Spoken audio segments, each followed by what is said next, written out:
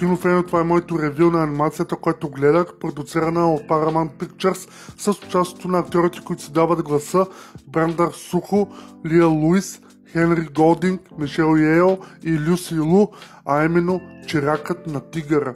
Жанрът, под който се води филмчето, е анимация, приключенски екшън и комедия. Времетраенето е час 29 минути, а в Rotten Tomatoes са му дали 62% гледаемост от публиката. Нека да ви разкажа за действието на самото филмче. По едноименния фентази роман за деца 2003 година на американския писател Лоренс Йеп, в китайския квартал на Сан Франциско с баба си живее малкия Том, и тя е пазителка на яйца от Феникс, но загива в битка и е отнесена в призрачна количка. Сега Том става чирак при необичайния си наставник господин Ху, който е тигър. Момчето изучава древна магия и трябва да стане новият защитник на яйцето, заобикаляйки група от екзотични същества, всяко от които представлява различен знак на китайския зодиак. Те могат да се превръщат в човешкия облик, като спазват и присъщите им животински особености. И сега ще ви прочита и моето ревю, което бях написал относно тази яка анимация, която гледах. И да обобщим, става дума за един тинейджър Том, който всички от училище мислят, че баба му е вещица, а то се оказва, че тя е пазител на зодиаците срещу злите сили, които се опитват да превземат света, като откраднат яйцето на Феникса. И когато се играт тази титла, се пада на него тигъра, който е неговия чирак, в смисъл неговия учител, извинете, а той е неговия чирак, трябва да започне да го подготвя преди да е станало прекалено късно. Мога да кажа, че анимацията може би има нещо общо с филма Рицарите на Зодиака. Дори видях доста препратки, които бях гледал и във филма.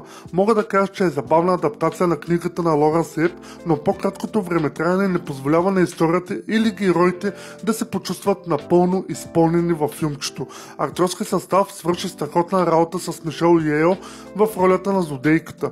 Подкрепящия ансамбъл от същества с промяна на формата на чиракът на тигъра, злодеи с чадър и елегантни екшън сцени добавят достатъчно огън, за да подхранват това CGI приключение за деца.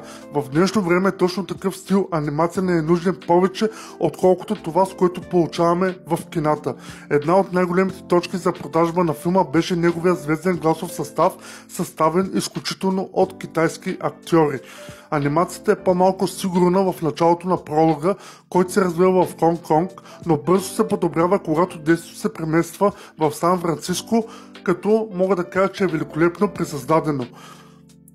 Наистина мога да кажа, че това е една много яка, забавна приключенска анимация, която с нетърпение ще очаквам, ако излезе продължение, защото има какво ще се разказва от този свят и приключенията на Томи заедно с неговия учител господин Ху, а.к.а. Тигъра. Моята оценка, която ще дам на това филмче, ще бъде 8 от 10 и силно препоръчвам да го гледате ви, но със съжаление го няма с BG аудио, така че само с български субтитри може да го гледате, ако решите да го пускате на деца.